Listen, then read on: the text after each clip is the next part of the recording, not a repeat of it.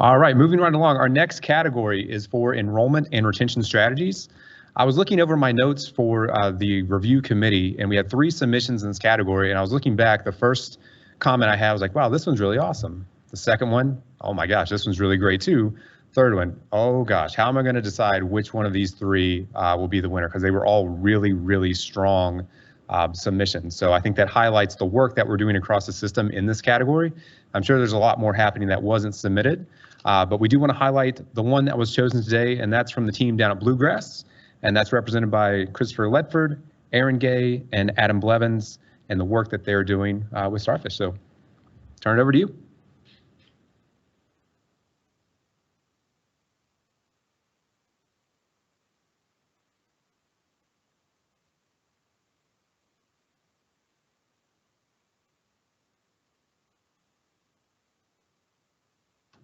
All right, good morning. How's everybody doing? Good. All right. Again, my name's Chris Ledford, and this is my colleague, Adam Blevins. And we're going to talk today about some stuff that we're doing at Bluegrass to improve the utilization of starfish on our campuses. Now, as you heard, we're both in IPRE, but I want to be clear as I get started that starfish is an ecosystem. Of course, it involves students and their success, but it takes faculty, it takes staff, and it takes leadership working together to make starfish work and to make something like this innovation happen. And that's one reason that I'm especially proud of this, and that we're as a team especially proud of this, because it has taken faculty, staff, and leadership coming together to improve that ecosystem. And I want to be clear as we get started, as with our project and all of these projects, that the best innovations happen when we collaborate. And when we collaborate, the only thing that can happen is that students will benefit. So when we take a look at starfish about 2 years ago and did a deep dive on where we were looking first at our progress survey completion rate. And as I talk about this, this is operationalized as the number of classes that are being taught in a given semester that had a progress survey completed. Okay, so we looked at starfish in the fall of 2020 and saw that our completion rate on our progress surveys in our 16-week term was about 54%. Well, that's kind of high, right? But if you think about Bluegrass enrollment, 10 to 11,000, and 600 to 700 classes in a 16-week session, I would say, and then cut that in half, 15, 20 students a class. That's a lot of students who weren't getting that strategic, timely feedback. So that was one key area of improvement for us. Another area of improvement that we identified was when we looked at our flag to referral ratio. Now, for folks who are not familiar with starfish, we encourage our instructors on the front line to raise flags about students and their performance in class. And in this ecosystem, this is all done electronically, and when those flags are raised, it goes to certain specialists on campus in an early alert office or an advising office who can reach out. However, sometimes the nature of these academic flags that are raised requires more follow-up, a tutoring visit or a tutoring referral, personal counseling, any number of issues that our students deal with, right? And we were looking at the number of our flags raised and the number of referrals raised, and the number of referrals was only about 6% of the number of total flags. So we were communicating to students about these issues, but not taking that additional step and connecting them to a student support specialist able to help them out. And the final thing that we wanted to look at was consistency. So if you think about progress surveys, and most of our colleges do this, we have a progress survey, Bluegrass, for example, we have one about a third of the way into the term for the 16-week, midterm happens, and then another progress survey towards the end of the term at strategic checkpoints, right? And we were noticing earlier than fall 2020 that the number of flags raised during progress surveys was about 90% of the total for the term. So to put that in practical terms, about 90% of the flags that were being raised in a given term were happening during about 10% of the semester days. Or to the inverse of that, 90% of the semester days, students weren't getting much feedback through Starfish, right? In fall 2020, that had dipped down to about 75, which is pretty good, but we wanted to see that drop more, consistency throughout the term. Why were we looking at this? Why do we care about this? Well, first of all, we know that when students get feedback consistently from their instructors and on the back end of this process from their support staff, they do better, right? That's why we're all employed, right? We know that students in a given semester who receive kudos, one or more from their instructors, are over 15% more likely to return the next semester. And in a series of multi-level regression analyses, we know that that figure, that impact cross-cuts race, ethnicity, income level, and gender. When students get feedback, they do better. We also know on the back end of this that when students receive referrals tethered to those flags, the longer it takes us as their support staff to respond, the worse they do. So it's important to report and it's important to respond. So our call to action was to improve the rate and consistency of Starfish usage. Our innovation was this. I'm going to explain this quickly, and then I'm going to turn it over to Mr. Blevins to show you some really amazing data that we found as a result of this program. The first thing that we did was we designed and implemented a Starfish Faculty Champion program. We identified and recruited a Starfish Faculty Champion in each of our academic divisions. And this was an empirical process. We based this on these individuals' prior Starfish usage, their adherence to best practices, and in some cases, their response to and follow-up with students if they had a joint teaching and advising role, faculty and a faculty advisor. So we identified these folks, recruited them, and then implanted them in each of the divisions so that they could liaise with their colleagues, send them reminders, kind of serve as a go-between when those progress surveys were coming out, say, hey, you know, this is due tomorrow, you know, just a reminder, and so on. In our office, we hired a Starfish faculty coordinator. And this individual, I said hired, but this individual has a reassignment or an overload.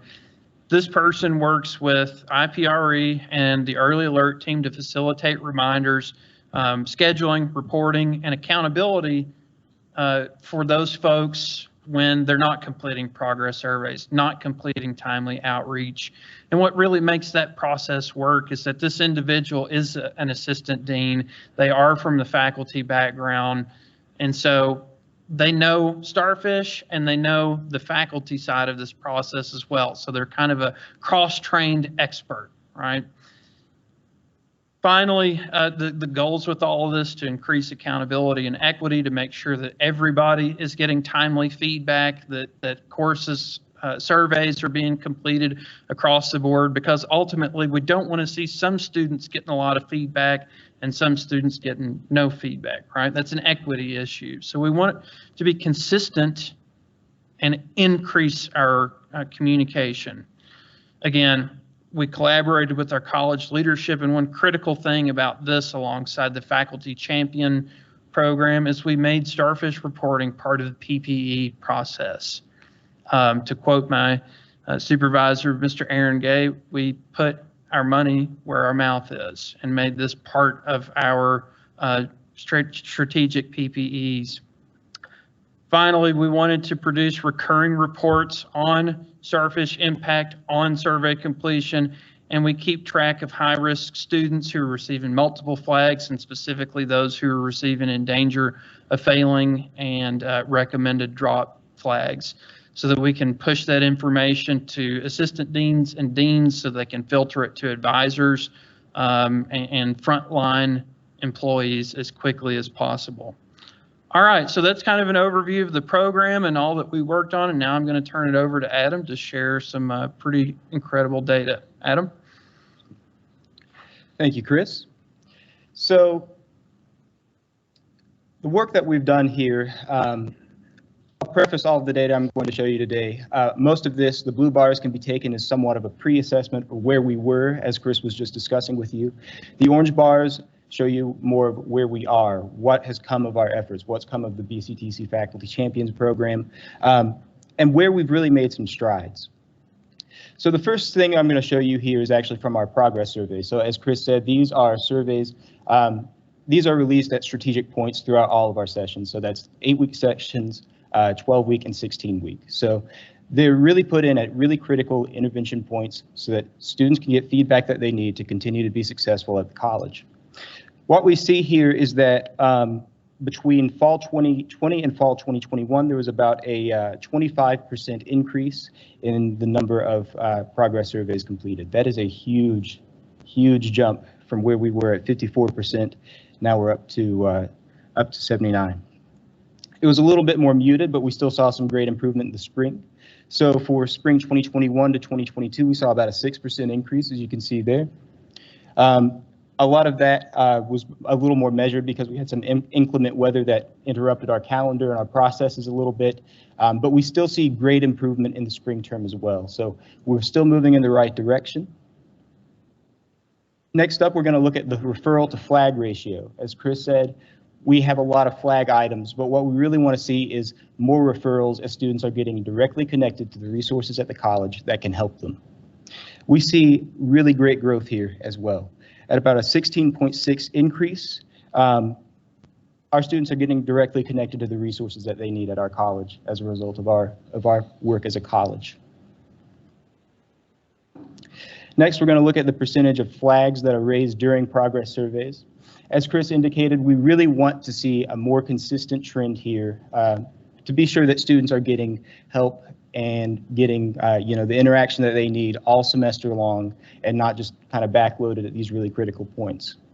And so what we see here is a decrease actually. So from fall 2020 to fall 2021, it was about a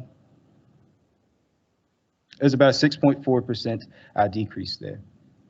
So again, we're getting more consistent reporting, we're getting more consistent interaction when students need it, and ultimately that is helping us succeed as a college and helping our students succeed in their goals.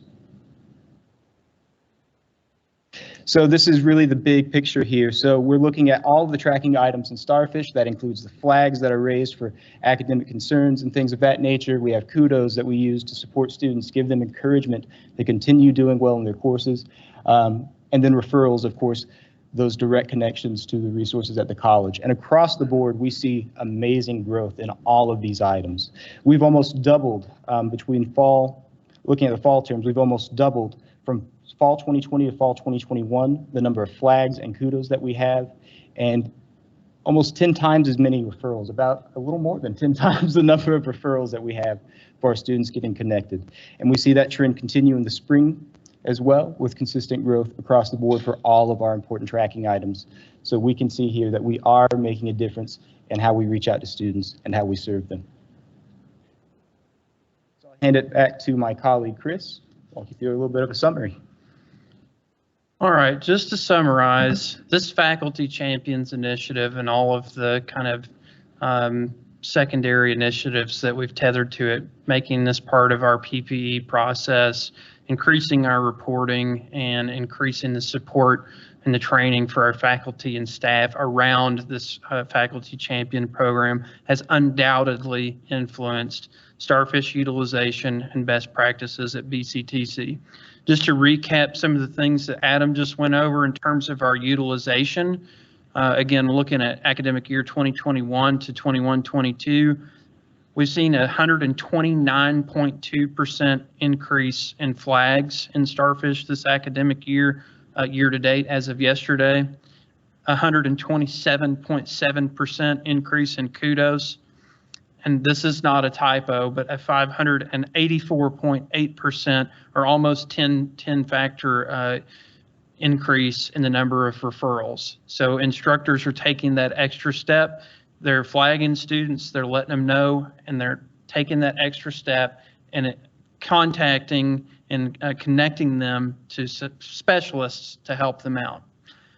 In terms of best practices, folks are doing better there too. Our progress survey rate, as Adam mentioned, went up 25% in fall 2021, 6% in spring 22, this current semester. We did have an inclement weather period during that progress survey, but again, good growth there.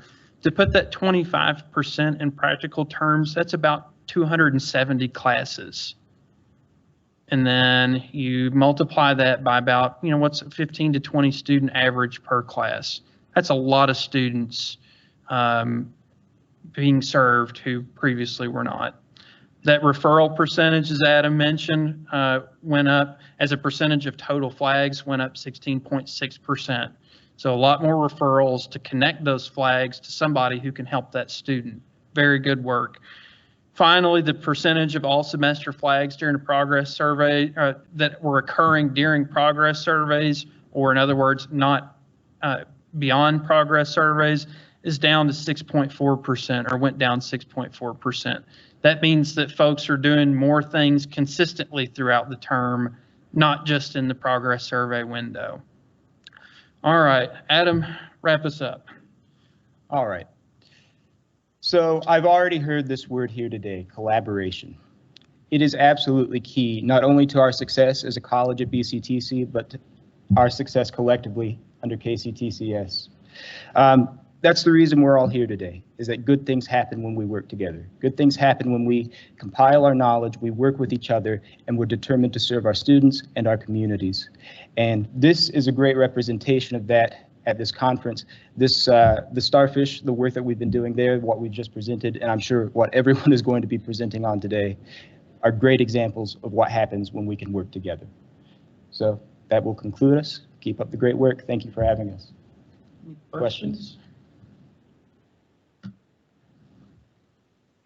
Anybody have any questions in the room? I know the question online is, can we share your PowerPoint? Sure. Absolutely. There we go with that one. I have a question. When we do those progress surveys, the students, especially mine, because they're in like 5 classes with me, they get that same little statement. Great job, good work, all that. I use a lot of awards and motivation things in my personal class. And these students, when the progress surveys go out, because I'm trying to get better at starfish, but I do so much feedback already that they're like, this almost seems computerized and non-personal in a way. So have you heard feedback from your students on campus? I know you're talking about retention of them, but how are they feeling about the feedback on the starfish?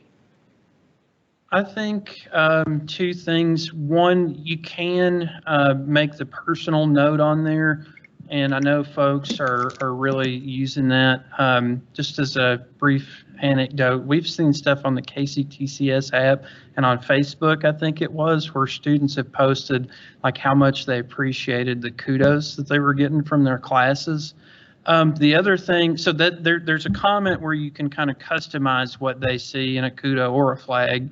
But also, when that's generated, the kind of automatic thing that they get, I know that Kristen Carter here at the system office, like we have worked with her to customize what we're putting in there and really tailor it to something that's effective. So, I mean, I think balancing those 2 out, the part that's kind of automated and then, reinforcing it with comments, I think has become particularly effective for us. Our students just really appreciate those kudos. And back to that spirit of collaboration, it's important to say that, and it's awesome for us to be able to say that, because that stuff comes to our office, and then we try to make sure that we share it to the faculty and staff who are responsible for that. Other questions? Any other questions from anyone online or anyone else here in the room?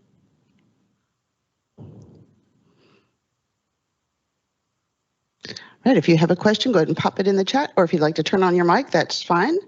And I want to thank you guys for your presentation. And if there aren't any questions, we will take just a short break and we will be back right at 10 o'clock. Thank you. Oh, wait, look, one just came in. When telling someone they're falling behind, failing, missing, I always use the comment, to list specifically what's past due and a suggestion path for catching up. Not just bad news, but also how to regroup and succeed. So more of a comment than a question. All right. Yeah, I think that's the best way to go. Not only for the student, but in that ecosystem that we keep talking about, and in that spirit of collaboration, it really helps folks who might reach out and want to offer tutoring help from your tutoring services or an advisor. To give them context helps them be able to better serve that student. So, I mean, I think that's great that you're doing that, and certainly appreciate that effort on behalf of our students. Anything else come in? No. All right, we'll take a quick 5 minutes and we'll be back at 10 o'clock to start the next session.